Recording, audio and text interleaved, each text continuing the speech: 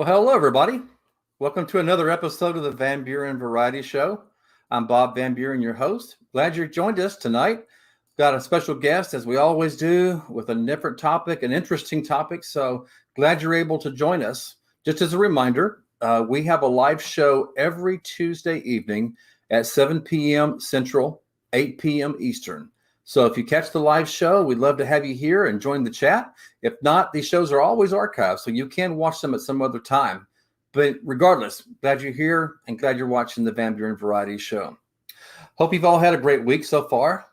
I have to tell you about one day that I had.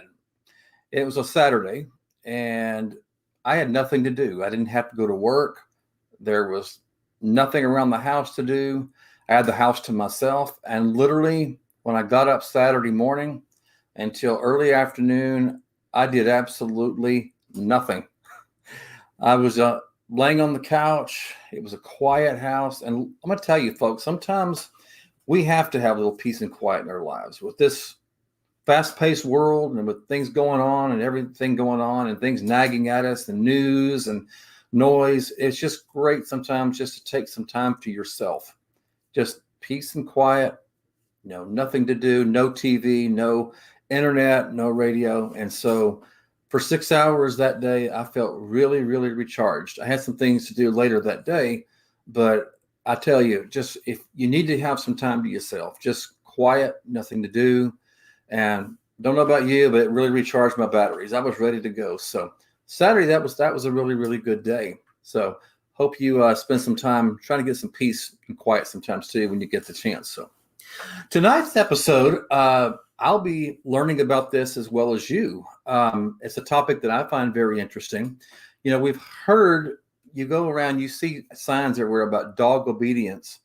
And okay, that's great.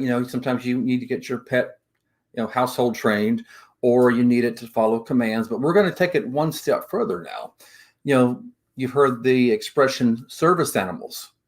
You've heard about animals being used for a particular task, whether for law enforcement or military, which is very, very important. Everyone knows that dogs have terrific sniffers that can sniff drugs out or any other kind of contraband that may be. And the most important thing, though, is for them to follow their master's command for the job at hand. And so tonight, I have a guest here, and he's going to be talking more about that. That is his profession. And I'm looking forward to hearing more about it, as I'm sure you will. Ladies and gentlemen, I'd like to introduce you to Gary. He's with P3 Productions. Gary, glad you're on the Van Buren Variety Show. Welcome. Well, thank you for the invite. It was actually a pleasant surprise when, you reached out to me through a mutual friend of ours. And I'm noticing that some of the crossover audiences also in on our other shows that we do. But it is truly an honor to be here, especially to talk on a subject that's so dear to me, dear to heart. I will give folks a warning, if you want to say that. When I talk about these dogs and the training of them, I get very passionate. So you'll probably see tears as the night goes. Nothing wrong with that. It shows you have a heart. So that's good. Well, tell us a little bit more. Now we have a little video that we can show, but did you want to kind of go into more about your profession, or would you like me to show the video? How would you like me to do this? We'll get to that. I wouldn't say it's a profession; it's a love of life. I mean, I'm a retired disabled veteran, but my passion in life is outside of tracking and the other stuff that we discuss on the other shows, like the cryptids and stuff. But the true love of my life and what I do the most is I train service dogs. Multiple facets, search and rescue. We're doing PTSD service dogs now. We're doing mobility service dogs. We're doing protection service dogs. Just general obedience we start out with, and then we depending on what the skill level of the dog and the passionate of the dog and what the person needs in that dog, and we start training them in that level. Like with my dog, he's actually covers like 4 or 5 different areas. Most dogs would just excel in one area, but I wanted to try it, and we've proven that it is a factor with him. He doesn't excel as well in each category as the dog that's strictly trained in that category, but he is definitely excelling at a serviceable level in each category. sounds great, Gary. And I really like that. And, I mean, it's all training is good, but what you just said, I really do like. A lot of veterans do suffer from PTSD. Absolutely. And it can come on, and I've seen TV shows about it, and just, it comes on without warning. And Yes. I'm probably preaching to the choir here, but it's very important, I think, service animals. Again, can you kind of go into that? I mean, does the service animal, I guess for lack of a better word, detect when something's coming on, if they're having a panic attack or something? I want to backtrack just a little bit. I'm a advocate, of course, for the veteran side of things, but PTSD is not just and I'm sure everybody knows that, is not just a service related, a military service related. You can have anybody can have PTSD. And then in saying that, anybody is, if they get evaluated, can qualified for a service dog for PTSD. Mm-hmm. And the level of PTSD is different levels in different dogs. The dog, and I have to be very careful how I say this, because I am an advocate of certifiable, creditable, certified service dogs. But any dog can be a service dog to somebody. If you care about that dog and you have a traumatic experience and you care about that dog, they will. And in answering your question, most dogs will sense that and love on you. But with our dogs, they read your body language. They read biochemical, like scents and senses, using observations through their eyes, the nose, and the feel. And they are trained to respond thereof, depending on what service, what category you need. Like a person with epilepsy, we train the dog. If they have an epileptic seizure, the dog will usually use a bigger dog, at least a golden retriever or bigger, and they'll literally get underneath the person's head and neck and act as a pillow. And sometimes they'll even, like if we found out with Scout, and that'll come later, that with diabetes, when you find out that they have diabetes, we've trained them to where they alert the person that their blood sugar level is coming down or going up, depending on if you're hypoglycemic or diabetic. And then they will give them a signal, and that person knows what that signal is, and it'll tell them to check their blood.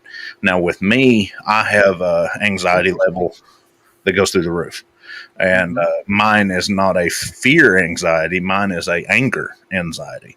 If I start getting anxious, my anger levels goes up. And my dog, you'll see a Scout will literally come and get in my face, and he'll just break eye contact with like other people, or he'll do his best to get my attention. If we're in a public place and I feel it coming on, he will literally, like, people thinks he's acting up, but he's not. He's tugging at the collar, or he's jumping up on me and trying to get my attention. If I'm sitting down, he'll actually get in front of my face, and he's like I call him like a cobra, because he'll stay in my face and say, "Daddy, love on me. It's time." Mm-hmm. It is such a miraculous thing that these things are doing, where you have mobility. One of the biggest things about dogs is they hate metallic taste. And with mobility dogs, people that can't hardly bend over, we have to literally break a natural cycle or a natural response of picking up keys. They don't like that taste in their mouth. And I didn't know that. Oh, wow. Yes. I did not know that. Oh, yes. The way we do that is usually with honey or something that would break that taste. And then we usually, whoever's got a mobility issue with where they can't bend over and they drop their keys, we put like a bigger plastic ring so the dog can grab it. Same with a doorknob. A lot of dogs, you'll see ropes tied on certain service dogs' doorknobs. So that way they don't have to put their mouth on it. And that also protects their teeth. One thing that we're working with Scout now is blood pressure. He is actually able to, and I haven't got to the medical side of it yet, but somehow they sense when people's blood pressures are going up, whether it's through body language or odor or, pheromone, because we do know that dogs, are some of the best drug dogs out there, especially this breed. They got a sense of scent, 1,000 times better than humans. Oh, sure. Mm-hmm. But it's just remarkable what you can do with dogs. I got to be very careful how I say this. It's remarkable what you can do with dogs if you do it right. Absolutely. I've always been a true believer that there's different ways of doing different dogs, and people have different training ways of doing things. I've learned mine in the military and through working dogs. So I do mine. A lot of people like to use positive enforcement. I use both positive and negative. That Sure. I literally raise my dogs like I would my children, and That's some cool. people judge me for that, but I have seen a lot of, I've taken in, as we was talking before, I've taken in a lot of dogs that people thought was untrainable and unresponsible. And when we evaluate the dog, we find that the problem was not the dog. The problem was the way that it was trained. They take a very high strung aggressive dog and try to just use positive enforcement. Well, what happens is the dog, as it gets older, especially with young male dogs, become the alpha. They think they're the alpha. Mm-hmm. Have to put them heard in of that. Yeah, absolutely. And well, let me ask you this, Gary. How did you get interested in this? When did you either start it, or when did you realize this is something you like to do? My whole life, I mean, literally, my earliest memories with our family for probably 10 generations, especially with young boys, you get, when they become a year old or become a toddler, you get them a dog, and being raised up on the farm. Well, my grandfather and my father, we always had cattle dogs. We always had hunting dogs. We always had what we called our farm dogs or protection dogs, which was usually Great Pyrenees. And at a young age, I always had dogs around me, and I just got to where I was teaching them a little bit. And of course, my father and grandfather, father did more of the hunting side of things, and grandfather did more of the herding. I always had blue heelers and catahoulas. So I started working with them doing that. Well, then I just it got dropped in my lap. Like I said, I've had dogs my whole life. At 13 and 14 years old, I started breeding collies because we had herding dogs and got to showing them. And then we got to doing the discipline side of it. Of course, always wanting to learn. I went to nationals twice with my champion dog, Captain. Oh, wow. And at 16, we went to Nashville in obedience. And just got into that, but it turned into a love at about 17 or 18 when I started hog hunting and seeing the response that the dogs have. They love hunting hogs. They love it. But I noticed that a lot of guys' dogs was getting ripped up because of the lack of everybody I know. And I know there's going to be some hog hunters that watch this and they'll rip me apart for this. Guys, I respect your training capabilities. I'm not talking about that. I'm just talking, I prefer my dogs not to get cut up, and they don't either, but it just happens. Yeah, sure. So you see a bay dog, like if you see the videos, you'll see bay dogs running around, bark, bark, bark, bark, and then a catch dog comes in and catches them. Well, as growing up and seeing that, I was seeing some of my best dogs and my friends' best dogs getting ripped up. And I said, what could we do? Could we cross over train herding skills to the hunting skills? With a certain cattle dog, you can actually call them in circles. You can call them back around with G and Na and lots, and they'll drop and stalk. Sure. So we started working in that way. It's not literal chaos with 5 dogs on a hog. And in doing that over time, me and a friend of mine from down in southeastern Oklahoma, we got to where we was literally herding pigs. So we was putting them in a certain area. Then we'd send like up in an area that was more controllable, because pigs are known to go into the thickest brush, go into the rivers. And then we'd send in the catch dogs. And that's where I really started doing leather work, was because I couldn't afford to buy the Kevlar armor for my catch dog. So we was making it out of saddle leather. But that's where it really started. Well, then I joined the military at the age of 17. I was chosen to be volunteered and was chosen. I guess I was good enough to be one of the best, the Airborne Rangers. And when I joined, they started a program with my unit, my battalion, the 75th Ranger Battalion, to where we was actually going in with dogs on an attack level. Oh, wow. Really? Okay. Yeah, it started in 96. They really started doing the research on it. 98, they actually brought it into existence. Okay. And there's a wonderful show, folks. These was after me. This is the guys that came in after me. But there's a show on HBO Plus, if you want to watch it, called War Dogs, Soldiers of Honor, about that program. And it's a tearjerker. But it's a weekly series? It's a series? No, it's a movie. It's just a movie. on War Dogs. Okay. It's on on HBO Plus. Okay. But anyways, I'll check that out. War Dogs. It's a great. I can send you the link to it too. Please, yes. It's a great. It is a tearjerker for me because it talks about us. The soldiers. I have to be very careful because I will start bawling. But to get back on the whole point of it is we actually trained like the SWAT team and the K9 units doing the police department with search and also with the attack. And then we jumped in with them, and these dogs became our companions. They became soldiers next to us, and we treated them as such. And it's just something about it, especially when you're like with me. I've had dogs my whole life, and I lost 2 dogs over there, and it was like losing 2 of my brothers. And that's tough.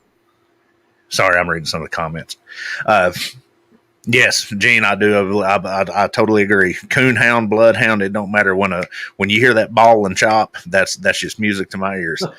But we started doing.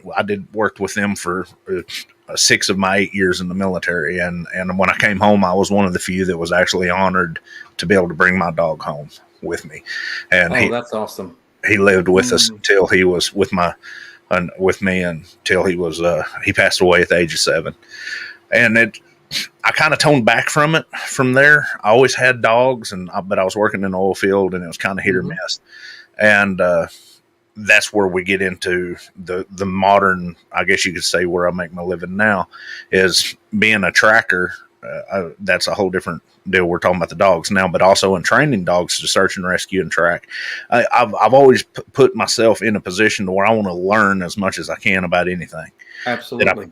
That I put my mind to. So we started, if we not only can do the search and rescue and can also do the attack, let's see what else we can do. So I go to any school I could get a certification. So I started, this was back in 2002. I had an uncle that was a apprehension officer for the Department of Corrections. Oh, that's awesome.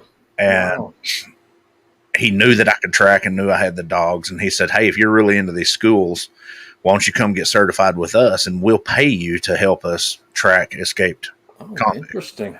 Yeah. And I started doing that, and they'd call me. Sometimes they'd call me every month or 2. Sometimes it'd be a year, but I'd get called. And in a period of 16 years, we do have a live apprehension rate of, we got 16 live apprehensions and 2 we found a dead person. But now being a contract, I'm not allowed to carry a firearm. I'm not allowed to actually approach the convicts. My dogs can. It's all Department of Corrections and law enforcement. But our dogs did have direct influence in following the trails. So it was a great experience, and we still do that some. Sounds interesting. Yes, I'm very intrigued by that. And I like this. It helps people too. And that's what I really like. And it helps our military and law enforcement. And of course, those that, again, PTSD, anybody can help. So it's great. We didn't start getting into the PTSD and stuff until a few years ago, probably about 5 years ago, actually with Scout, with this dog. And I was always doing the search. A lot of this crosses over. Hunting you can train a dog to hunt anything if you know what stimulus to put it on. So you can train a dog to hunt a convict. He's also training somebody lost in the woods. Hunting a human is hunting a human. Hunting a squirrel is hunting a squirrel. You just have to figure out how to manipulate that stimulus and how to get them to go to that. Sure. We have lost something like 3 of our retired police dogs this year. God, yes, it would be. That's sad. Yeah. As time went on, we started doing the search and rescue in southeastern Oklahoma and western Arkansas, and I even went into Texas a few times down along Trinity River, and did search and rescue with a dog. And we worked a couple of the hurricanes. I worked Katrina, and then I can't think of the name of the other one in 2008. It was Ivan. Ivan, no. Thank you. Yeah. It worked search and rescue, and just being able to help people is the greatest honor for me. That these dogs have given me a outlet to be able to help people. That's good. And then as time went on, we just started working with different dogs, training different dogs with, I'd just take dogs in. I mean, like I'd be driving down the road and be an old mutt laying on the side of the road. Well, let's take him home, train him, find a home for him, and move on. And that's awesome. I like it. I like rescue dogs. Yeah. Yes, yes. And so that just kind of, with me and the wife, we got married 5 years ago. Congratulations. I was at the position that I was fixing to leave the oil field, retire from the oil field. And another one of my, if you want to say, specialties is I teach tracking, wilderness survival, and primitive life skills. That's awesome. In saying that, me and the wife decided to take on a full-time dog to train. And it took us almost a year to figure out what breed. And I mean, in my heart, there's only one breed alive that I'll mess with for my own personal dog, and that's a Belgian Malinois. I mean, I've had them. Scout's my fifth one I've had of my personal dogs. And and for our audience, we have some photos we'll show you in a minute too. Yeah. So, I'm going to show you. You want to get us into our video that I'm going to show? I was just fixing to roll into that. Okay. So we got Scout. So go ahead and tell us, Gary, what are we fixing to show our audience? Yeah, we got Scout, and with me retiring, we actually traveled. We sold everything and traveled on the road for almost a year, living in an RV, training Scout and teaching wilderness survival and primitive life skills to different groups and private individuals and private corporations, doing like weekend outings and stuff. So we started working with Scout. So this is after the reason before we say this, show this, I have to explain. I never started Scout out. If you start a dog out on attack, what we call ashtlets, you usually start them on the bites and bite commands at like 8 to 9 weeks. I mean, as soon as they're coming off the teat, you're starting them. I didn't do that with Scout because the Belgian Malinois is known. They call them alligators for a reason, or a Malaraptor, because they're so high strung they'll lack down on you. We detuned him and we worked with him on the PTSD. We'd take him into the VA. Anywhere we'd go to the VA hospitals and take him in and let him work with the veterans and with the therapy side of things. So I didn't start working with him until last year on the attack. And the reason I did it is I wanted to prove something to myself and a few close friends of mine, that a dog can be trained at any point of their life to be a defensive dog. Now, you have to understand there's two different things. The dogs that, and a lot of people will disagree with me, but the dogs that the canines are using, the police officers in the military, that is not a defensive dog. That is an offensive dog. His specific commands are for offensive capabilities. Sure. They run, they latch on, they hang on. Yes. 90% of the time, the officers have to run up and lay hands on the dog to get them to release. I've seen that on television on the cop shows. Yeah. Yes. The real cop shows. Yeah.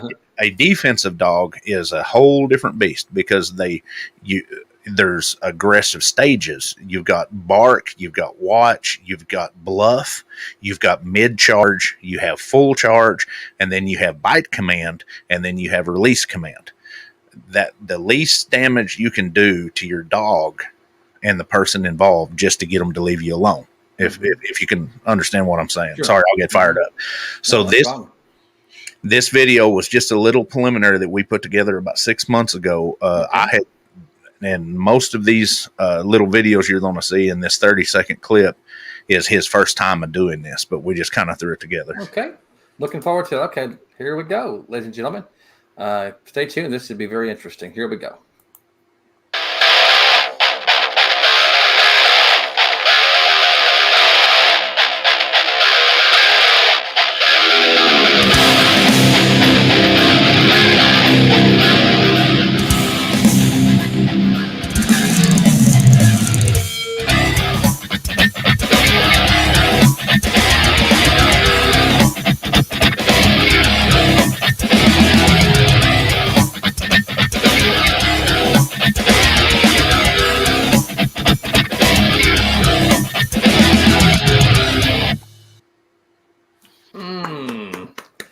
I like that. That was very good. Good. the whole reason I did that is a lot of folks that has been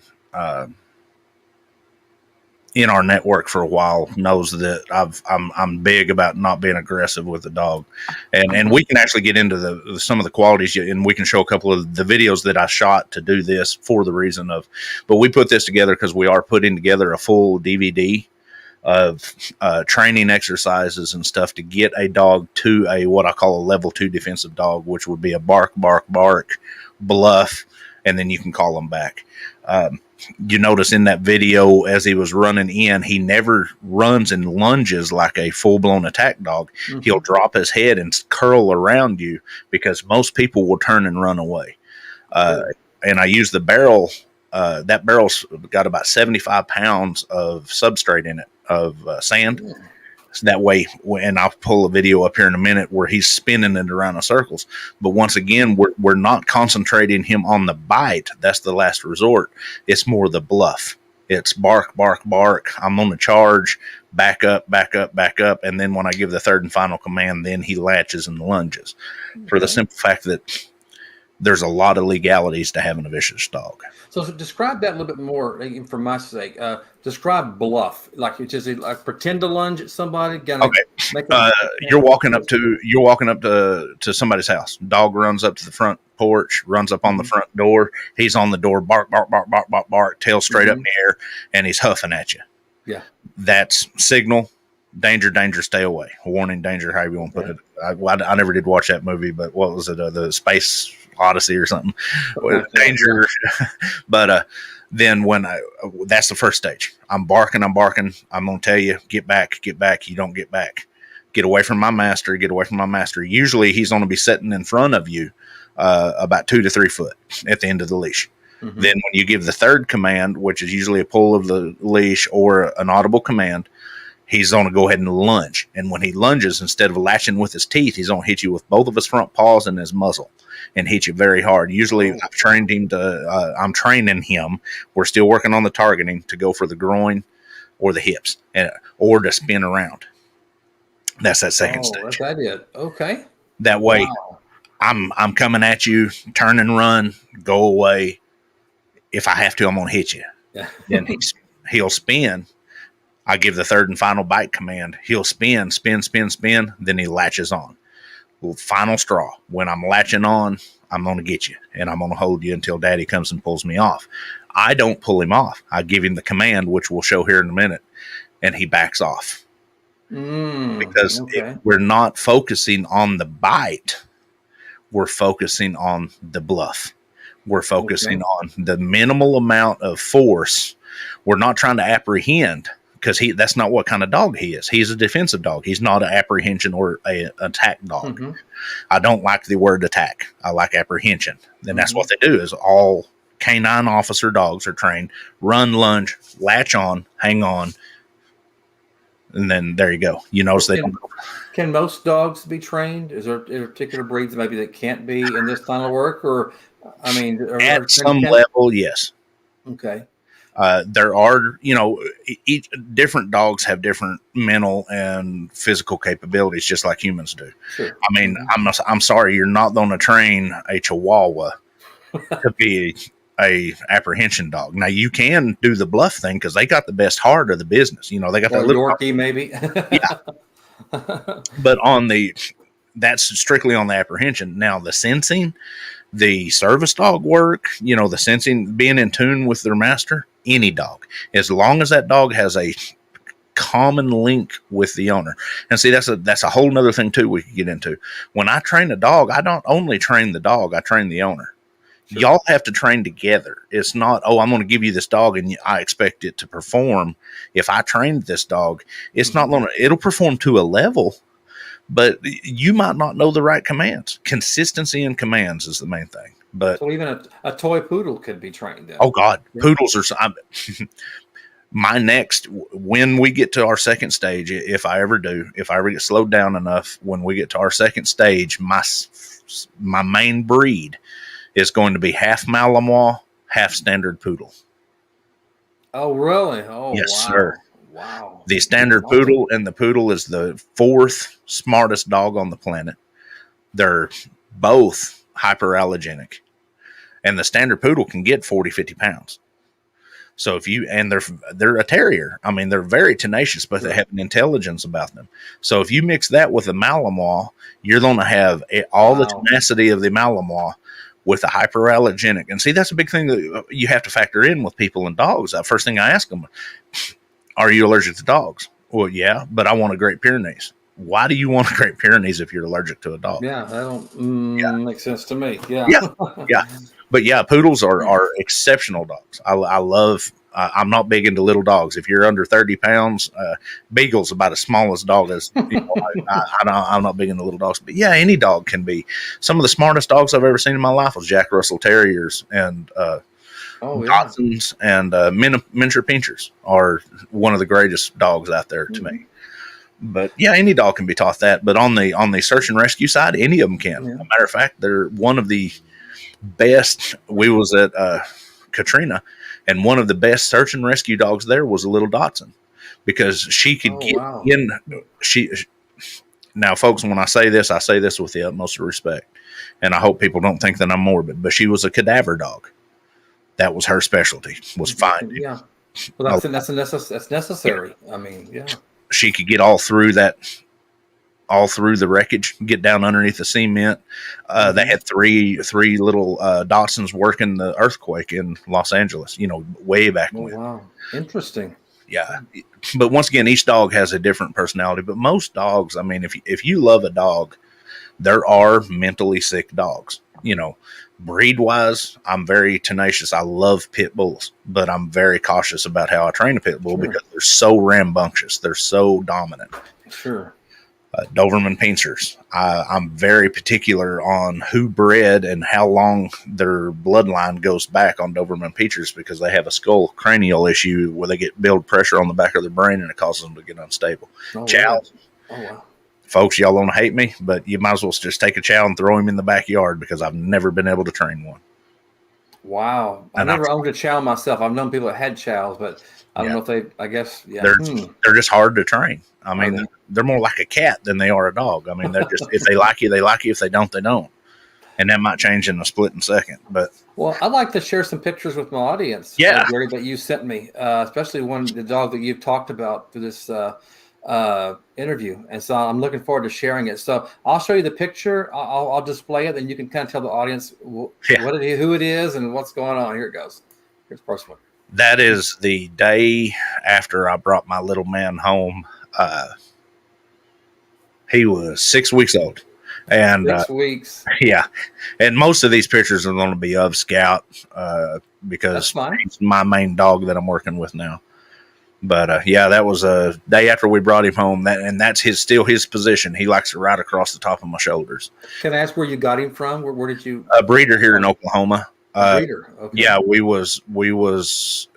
they're actually kind of hard to find. A good bred Malinois, and we was able to find some breeders here in Oklahoma. And this was their last litter that they was going to have. And I ended up I purchased Scout for me, and we purchased the whole litter. Mm-hmm. But we ended up contracting the rest of the pups out to different organizations. Let's put the next one up there. That is Scout with that's not a real good picture. That Scout just here the other day with his new service dog vest with his certification. The top patch, of course, is the American flag. I see it now. I wasn't thinking the patch before. Yeah, I see it. For lack of better terms, the subdued American flag, because we are in a combat zone right now, just for military thing for me. Mm-hmm. Service dog. And then the patch below it is actually my certification patch from quite an interesting situation from the Mongolian army, the defensive Royal Mongolian Army. I got a certification with dogs with them, so I put that on all of us. Put that patch on his. This might be a better one of the patch here. There it is. You see that better. Yes. Yeah. Uh-huh. That's just that way people recognizes it, and it was a great honor to be able to serve with them guys, and I just do it out of respect for them guys. Does that say? I can't see. Does that say R5M or SM? RSM. RSM. Which Royal Service of Mongolia. Oh, okay. All right. And then here's I like this picture. I picked to show. Yeah. We. That's just, he was sitting in the house one day, and the wife reached over and took a picture of him, and my life revolves around this dog, him being my service dog and everything. Pretty dog. I like him. He's ornery. Well, let me ask you I'll ask you this question when we were doing our pre-interview, but for our audience here who might think, hey, that looks kind of like a German Shepherd. What's the difference between a German Shepherd and his breed? The German Shepherd is a larger breed predominantly. I mean, there is some crossover there, but a German Shepherd is usually 60 to 140, 150 pounds, where a Malinois is usually 40 to 60.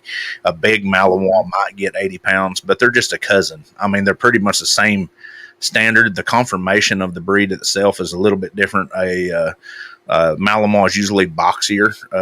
We affectionately call German Shepherds. I love German Shepherds. The wife's had 4. My wife was married to a MP officer in the military, and then he came out and became a police officer. Matter of fact, in Dallas. Oh, wow. He's still a police officer there. So we've both been dealing with the canine type dogs, but the Malinois is just a little bit smaller breed and a little bit more. They got a little bit more drive to them, and they're a little bit more schizo-ish. But we affectionately call our German Shepherd slinky butts because they got the butt that comes down. It comes down and it kind of slopes down to the low rider effect in the back, where a Malinois is real squared off. I mean, honestly, I tell people, if you took a German Shepherd and mixed it with a coyote, that's about what you get. That's what you get. With a Malinois. He's a good-looking dog. I like that. That's a good picture. Oh, wow. So how many, if you had to guess, just a rough number, since you've been doing this, Gary, how many, it may not can come with an estimate, how many dogs do you think you've trained in your life? 294. Wow, you knew the exact number. You see that black book right there? That's a log for one of my dogs. You kept a record of it. Oh, wow. Yeah, I have, as of right now, 4 of them's died. I've got 7 dogs with Oklahoma law enforcement community, whether it be Department of Corrections, local law enforcement, and BIA, Bureau of Indian Affairs.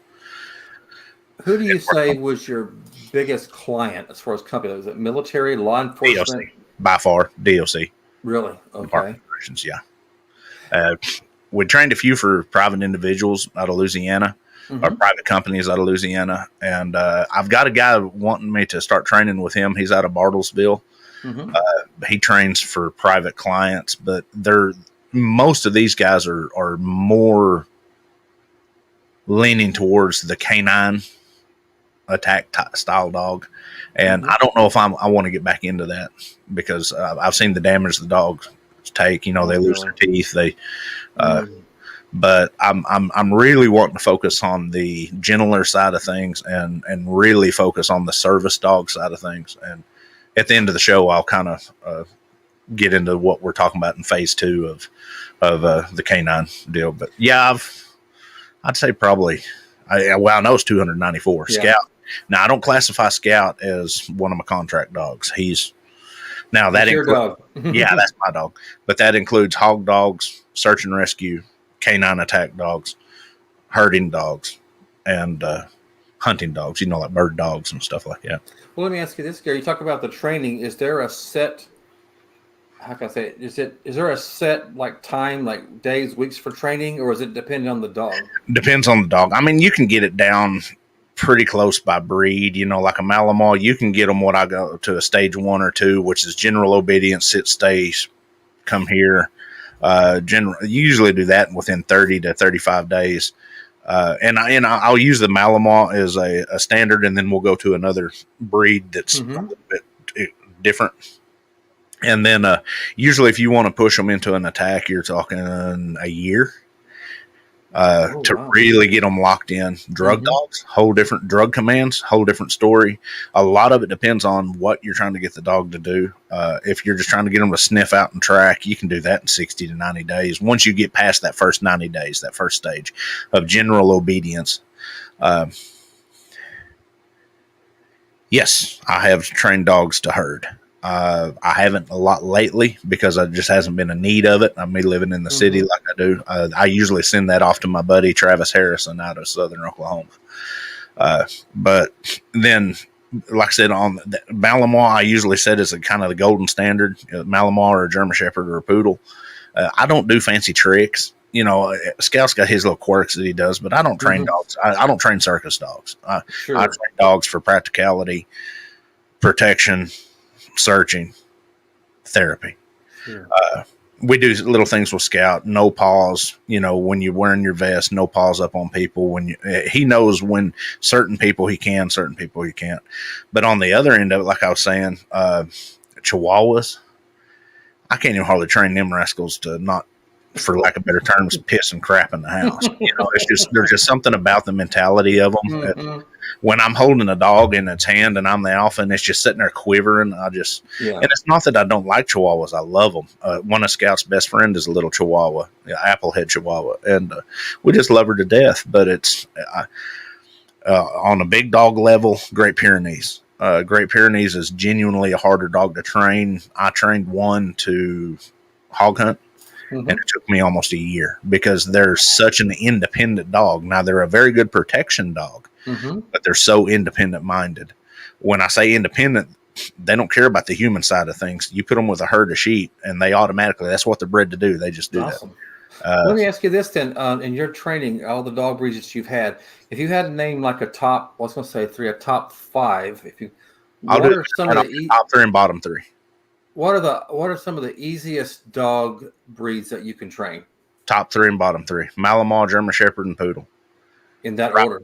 Right below that, because I know Malinois. You know, right below that would be Airedale. Any of your terriers, Schnauzers, wire-haired terriers, even down to the Yorkie. Yorkie's is a pretty smart dog. Bottom three: Chow, Chinese Shar-Pei, and Pug. Oh, a pug even. Yeah, I can see that. Yeah, because there's people laugh at me when I say bulldogs, you know, or like right in the middle. But some of the best dogs I've ever had was Boston Terriers. They're pretty smart dogs. You know, they're comical, but they've been bred for a purpose. Well, Chow's wasn't bred for a purpose. I think they just ran around China. Pugs, I think they was just sitting the emperor. Right. You know, I just never had no luck with them. Just curious, where would a Saint Bernard fit in there?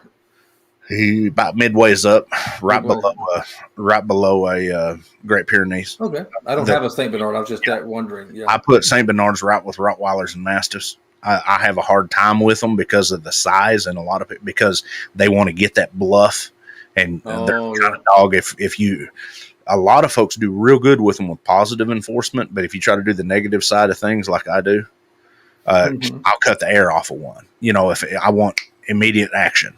And I don't beat a dog. I don't hurt a dog, but I will put a choker on them. And if they're not performing, I'll cut their air off for 5 seconds, set them down because it gets their attention. The hardest thing with a dog is attention span. Depending on the intelligence level of the dog and the age, only about 5 or 10 minutes a day, you know, for the first 6 months. Now, Scout, Scout, he's got the attention level of about a 10-year-old now. So I can work him an hour and a half. And he's solid, but different breeds have different lines. He's how old now? How old is Scout? 4.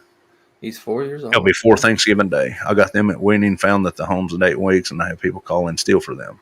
But the guy stopped breeding 9 years ago.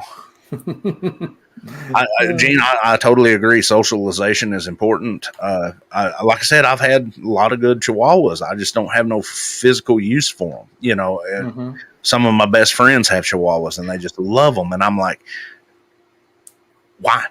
You can't even eat them. I mean, it'd be like one taco. You know, I'd just be. Well, I got another video here that might be kind of similar to the video we showed earlier. That's one of the training clips that we used to film that. That was it. Okay, so I was going to show it, but that's probably repetitive. So, okay, I saw that. Well, not really. They only seen like 3 seconds of it. Okay, I'll go ahead and play that for us then. Very good deal because that'll give me. This will be the actual fourth command pattern that we're third command pattern, fourth time we've done this command.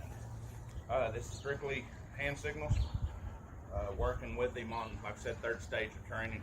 Hey.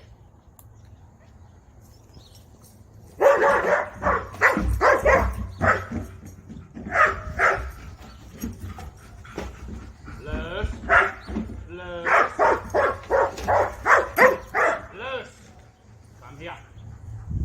Come here. Sit. 9. You come here. On me. Scout. On me. Heel. Nice. Sit. Nice. Hey.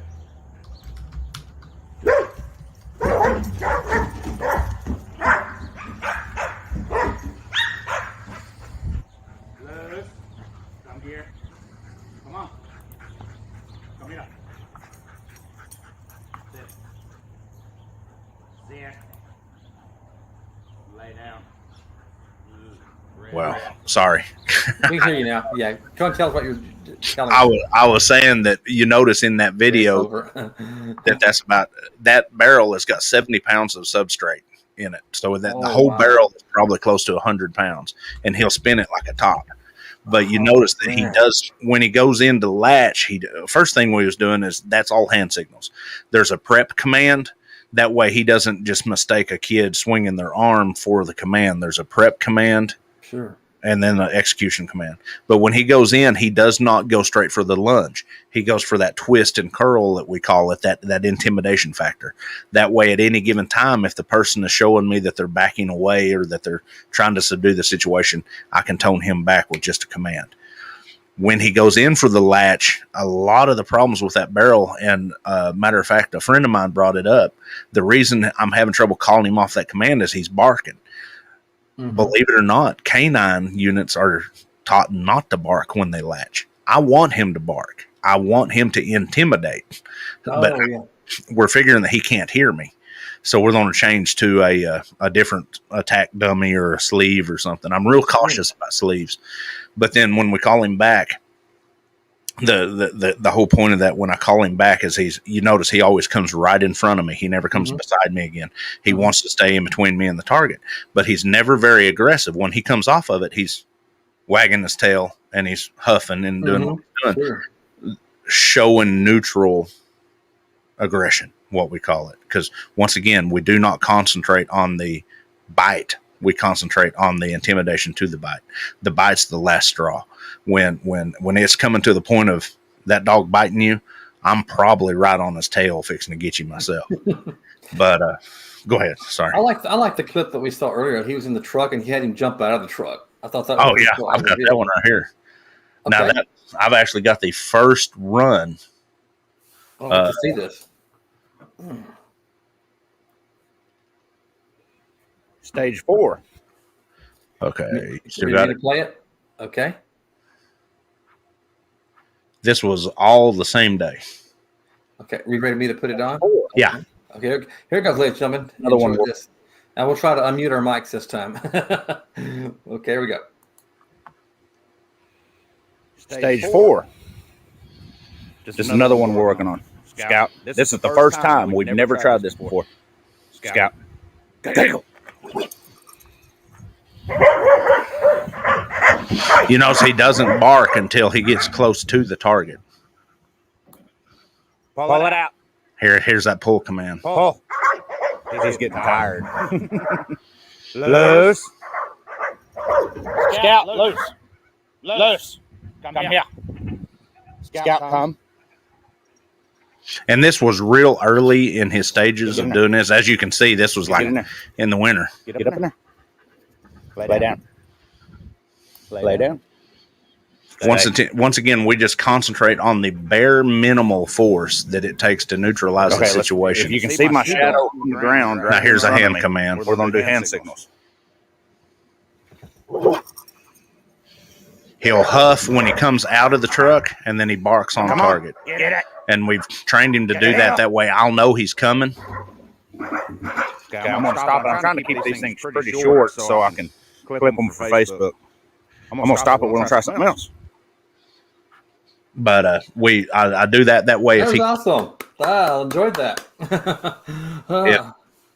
If he comes out of the truck, I want him to huff at me or bark. That way, if I'm not looking at him, say I'm in front of the truck. Now we work with a deal where my wife is in front of the truck and somebody's aggressive towards her.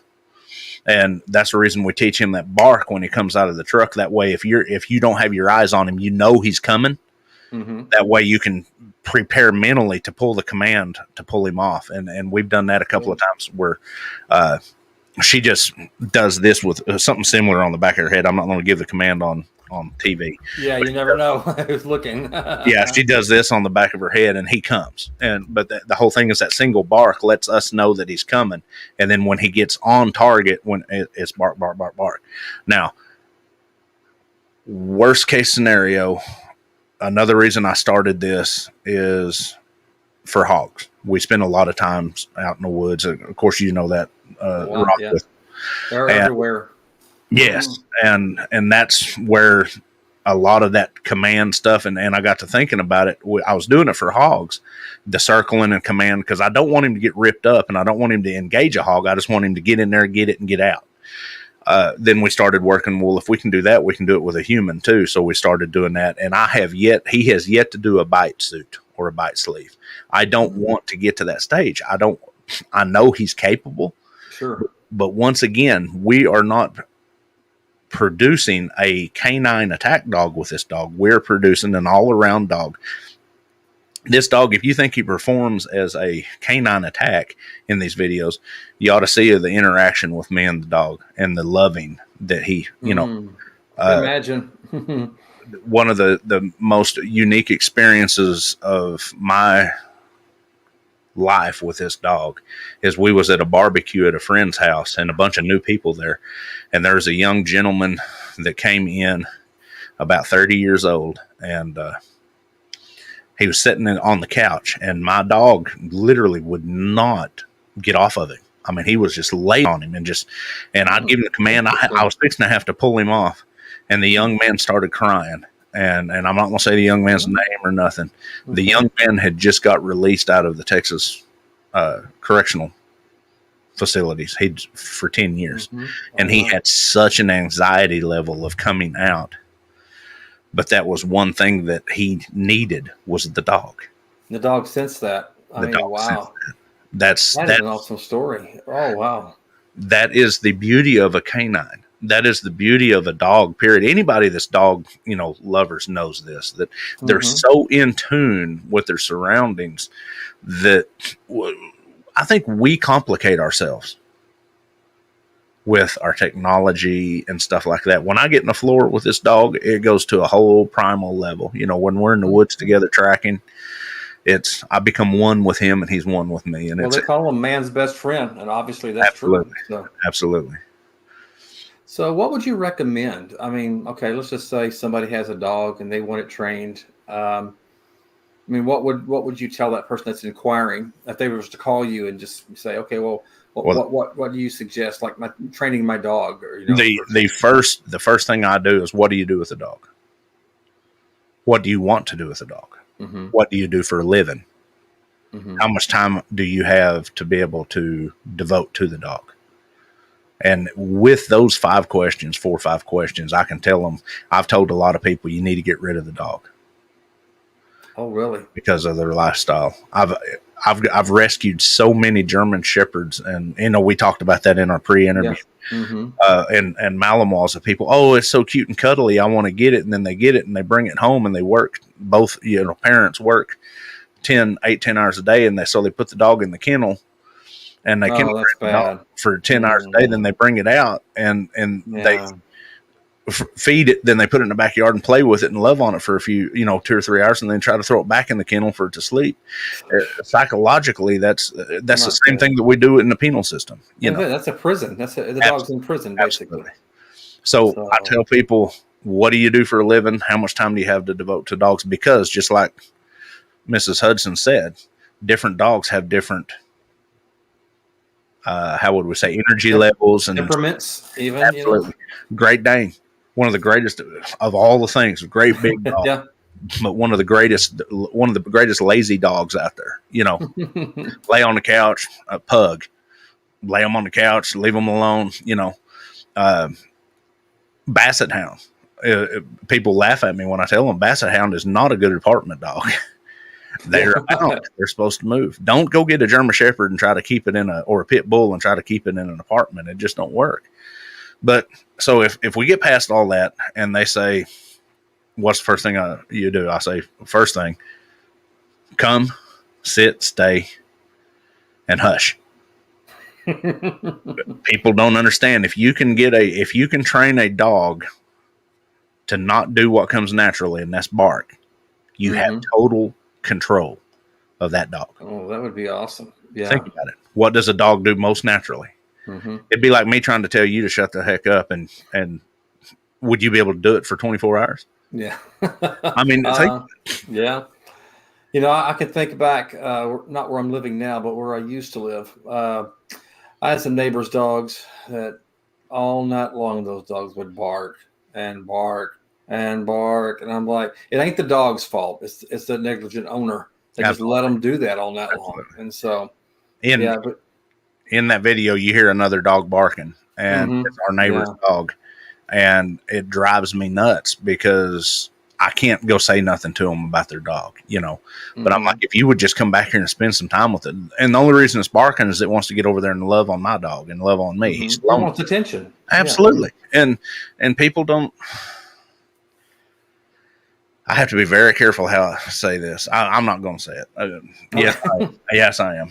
I tell people all the time, you can always, if you can't raise your kids, you can't raise a dog. If you can't raise your dogs and train your dog, you can't train your kids. It's if you keep that mentality, if you love your dog, the difference in dogs and kids, and I hate to say this, I've got 3 kids of my own. And I love each and every one of them dearly. A dog will love you back unconditionally. They're very forgiving too. Yes. And so, yeah, I mean, it's more than people I've seen. So absolutely. And where, kids have attitudes and dogs do too. They can. Yeah. Genuinely, a canine, it is total responsive to what you do. You get in, you get out what you put in. Absolutely. So you said, I mentioned earlier, we're talking about dog breed. Did you say terriers were smart dogs too? Very smart. I love Jack Russell Terriers. I love any of the terriers. A matter of fact, I'm going to take on an Airedale before too long and train it. I've had one, and I'm wanting to see, because they've got the size and the tenacity of a Malinois, but they've got that ferociousness of a terrier. And reason I brought that up, I'm thinking more Hollywood. One of my favorite, I think I mentioned this in a previous show, that one of my favorite childhood movies was Benji, and he was pretty smart. He was a little terrier. I don't know if he was a border terrier, but he was a terrier. Yeah. So he was pretty smart. And in saying that, a key point that I love dogs, period. 90%, I would say 80% of the time, if you get a mixed breed, you're going to get the best part of both breeds. Or the worst, and you'll be able to tell. But mutts make some of the best. I call them mutts, but mixed breeds make some of the best dogs out there. It's like me with my knives. People ask me, what do you carry? I make custom knives, so I can't carry a cheap knife. I have to carry one of my customs. And people's like, well, you make knives and you're carrying a Walmart pocket knife. Well, with me, Patterdale Terrier, yes, very smart. I've not heard of them. They are super smart. If I remember, they come out of North England, and they're a subaquatic dog. What I call a subaquatic. They're like a Labrador. They do a lot of retrieval and stuff. Another great dog. I put them. The thing about Labradors is they're so high strung. You have to really work them. And I put them up there. And Golden Retriever, by far. Really? One of the greatest. For working, they're more of a retriever dog, but for a family dog, Golden Retriever any day. What about like an Irish setter? Oh God, you need my dad on the show to talk about them. The bird dogs, some of the best out there. I'm thinking movies. I like Where the Red Fern Grows. That was all about Irish setters. No, it wasn't Irish setter. I know Redbone. Those are Redbone. Yes. Yeah. But they're good. They were good, smart dogs too, though. Oh yeah, for coonhounds, yeah, Redbone's one of the best. Irish setter, you're thinking more of Big Red. Yeah. Where they're coming home, they had an Irish setter and the cat and Homeward Bound. Homeward Bound. Yeah, no, that was a Golden Retriever, wasn't he? Yeah, he's a retriever. Yeah, he was. Yeah, but there was some a set of books by an author named Jim Kidgel-Garrett. He said he had a whole book about Irish setter. One was Big Red, Outlaw Red, Irish Red. So he had a whole. Yes, I had those books as a child. So yes. Telling my age there. So. You talking about well, I'm literally reading Zane Grey for the 5th time right now. But you're talking about Hollywood. One of my most influential, everybody talks about Lassie and Benji. Yeller, Benji, and all that. Mm-hmm. They was epic movies for me. But one of my in the last 20 years, one of the most epic Hollywood renditions for dogs for me is a movie called The Bear. It's more like a sub-documentary type. The Bear? Yes. I don't think I've ever heard of that. Check that out. Yeah, there's a couple of hunters go after this bear, and this cub's mother gets killed, and he kind of befriends an old male bear, which turns out to be Bart the bear. I've actually met that bear before he passed away. Oh, wow. But it's kind of set in the Old West, but there's a herd of dogs that these hunters use. Well, one of them is an Airedale. And it is one of the most of all these. They got a bunch of I've always called them Kurgans, but they're a Russian wolfhound, bear dog. Mm-hmm. And but they've got her, and she's like I said, an Airedale, and that's really what introduced me to that breed, and I've really gotten into them. Okay. And Miss Jean was right on. Wolfhounds are smart too, but I've had trouble. I tried to do some wolfhounds mixed with bloodhounds for for hog dogs. Mm-hmm. And it didn't work out well. Wolfhounds are big dogs. Well, I bet.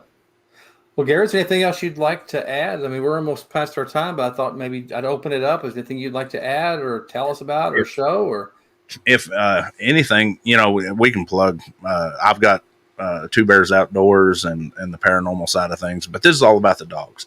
If I can, if I could say anything for anybody about dogs is pull them to you and love them like you do yourself. Treat them well, and they'll treat you well. And 90% of the time, if you get bit by a dog, it's not the dog's fault. No. It's if you look back in that dog's past, human error is what caused that. Yep. Dog's response. But we do have a program that we're going to start. I'm hoping to start within a year. And I might, if we can get it going, I might come back on and plug it real hard. But I like that. We are going to start a free to disabled veterans. I'm going to take in dogs, and they're going to be all adoption dogs or rescue dogs. Good. And we're going to train them for service dogs, and we're going to donate them to disabled veterans. And that's awesome, Gary. I applaud you for that. Veterans, and let me say this really quick. Veterans and members of law enforcement have my utmost respect because they have done and are doing a job that, I can't even imagine. And so, I appreciate their time, their service, protecting me. So whatever they're getting paid, it's never enough. It's never enough. Just know what they go through. And, coming from, being a veteran and also being in the law enforcement community like I was. But I do understand that there's good and bad in everything. Absolutely. But yes, that I like to walk that thin blue line. Okay. I do respect our law enforcement because dealing with them. And you know what? It's funny. There's a little survey I'll have to send you. Did you know that like 86% of veterans and law enforcement all have canines? They all have dogs. No, did not know that. I can see how, but I didn't know that. That was even on the TV, how many homeless vets do you see that's got a dog sitting next to them? Right, You think about it, but anything for this. And folks, if you ever want to do anything, I'm not saying go out and pick up a stray dog off the street, but if you can donate to the ASPCA or any of your local rescues. Mm-hmm. And I have to say this, and I know it sounds silly. Bob Barker said it for years, but if you don't have inclinations of raising dogs, like my dog is neutered. Absolutely. Have your pet spayed and neutered. That's what he said. Absolutely. I get it mixed up half the time. I think females is spayed and males is neutered. Yes, that's correct. Yeah. Mm-hmm. He's neutered, and I kind of regret it now because I would have liked to have pups from him. That would have been awesome.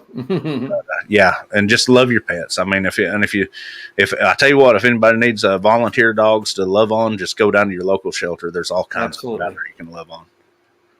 Well, before we go, Gary, let's tell us a little bit more about your show. You know, people looking at they see your name. They also see P3 Productions. Can you just kind of tell us kind of briefly what Yeah. that's about? What's going on with that? I started this school and business about 10 years ago, Two Bears Outdoors, and it just led into, you know, a lot of hands-on teaching and stuff like that. Well, then we got into shooting videos of them and of my classes and stuff like that. Well, that led on into, I don't want to get too deep in it because people don't think I'm crazy, but I'm big into the paranormal. We'll say that.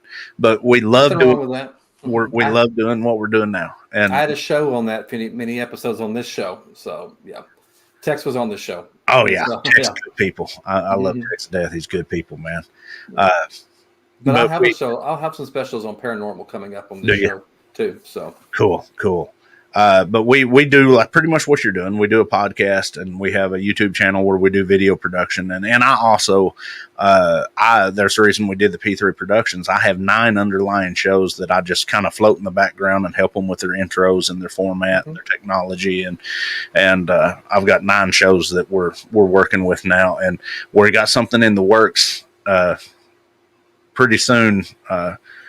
We'll just say, cryptids and paranormal 24/7, 7 days a week. Sounds great. All you got to flip a button. Just let me know. Let us know when that's going to happen.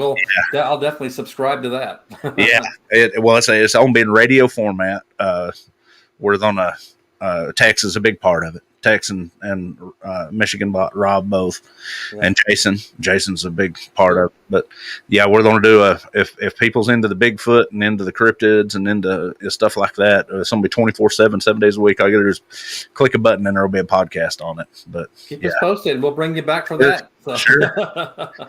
Well, Gary, that's very awesome. I'm so glad you were here tonight. I've learned a lot just about your interview, and I know my audience loved it too. And so we wish you the best. And again, thank you for what you're doing. You know, it's I can't say enough good about it. I mean, canine training for military, law enforcement, for PTSD, and above all, veterans. It's just, I can't say enough good. So thank you for what you're doing out there, Gary. I appreciate it. Thank you. It's definitely, I'm honored to be on here. I'm honored to be able to do this. In the military, we say some gave all gave some. Absolutely. I'm one of those that gave some, and this is a way for me to honor those guys. You know, there's a lot of folks that need this. And then, like I said, it's not even just veterans. I mean, folks, if you're ever feeling bad, I don't care who you are, unless you're just totally messed up in the head. I don't care how angry or sad you are. You go hug on a big old teddy bear or dog, and it makes you feel better. Absolutely. I would agree with that 100,000%. Well, Gary, I hope you have a good time and a good week. And again, we thank you for being here on the show. Thank you, sir. Well, ladies and gentlemen, unfortunately, that's all the time we have tonight for the Van Buren Variety Show. We're glad you tuned in. Hope you learned something, as I did. The host of the show, I learned a lot just by listening to Gary tonight. So we hope you tune in next time for another episode of the Van Buren Variety Show. Just a reminder, the live show appears every Tuesday evening at 7 p.m. Central and 8 p.m. Eastern. Each week we have a different guest on. We have a different subject matter. It could be, profession, a hobby, a special talent, even some music maybe coming up. So you never know what you're going to see. Also, I want to point out there may be an expansion of this show. Tuesday evenings is when we do the regular interview Van Buren Variety Show. But there may be some special shows during the week in addition to the Tuesday live show. So make sure you hit the like and subscribe button. Subscribe especially because that way you'll get updates, upcoming events, monologues, and maybe a sneak peek of what's going to happen next week. So again, this is Bob Van Buren for the Van Buren Variety Show. We hope you have a great week, and thank you for watching. Good night.